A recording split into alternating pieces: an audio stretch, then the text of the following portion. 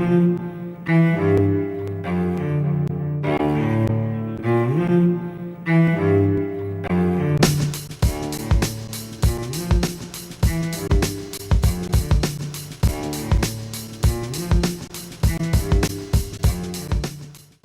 school health project that provided deworming drugs, deworming pills, as well as health education messages about avoiding worm infection to primary schools in Kenya. We started in 1998, so a while ago now, and the NGO that we worked with was going to expand in this particular area of Western Kenya, and their goal was eventually to expand to 75 primary schools.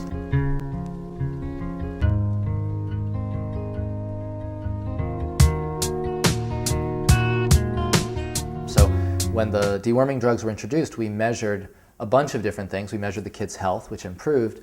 We also measured their schooling outcomes, so like their school attendance. Their school attendance went up a lot.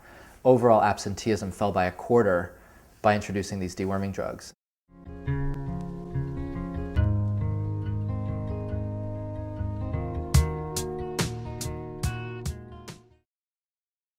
Now, one thing that we did in that project, and something we're trying to do with other projects as well, is we followed up those same kids that we started working with initially over time. So from 1998 to the present, every few years we've been doing detailed surveys with these individuals. After all the effort to get the results, out there in Kenya, again working with other researchers and other partners who also support the goal of expanding deworming, we were able to get the ministries of education and health to support the idea of doing a national deworming program. So that, I think it was 2003 or 2004, where they put deworming on their priority list.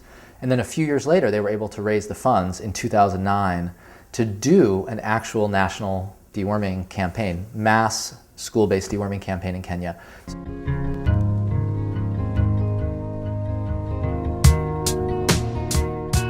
SIGA is a network of researchers here at UC Berkeley. We were founded at Berkeley, now we're actually UC-wide. So we have researchers on, I think, 6 or 7 different UC campuses who focus on global development challenges, economic development challenges. Really the goal of the center is to generate and disseminate the best quality evidence on what works in terms of development programs.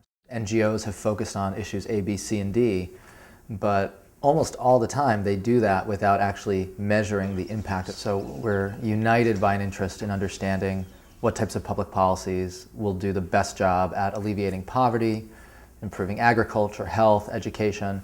There's so many pressing needs in health, in water, in education, hunger, nutrition, agriculture. We could go on and on. And I think there's a very good reason to invest in the kind of research, the kind of evaluation work that SIGA does. And that is, if we don't do the research up front, if we don't evaluate programs up front, we're never really going to know which programs are effective. So when people go and they're trying to figure out where to give money, how to donate, how to support development, whether it's a government or an NGO or a private individual, they're basically flying blind unless they know what the impacts are. So we want to do the research today, do the evaluation today, understand what works in development today, understand which anti-poverty programs are most effective so we can do a good job tomorrow.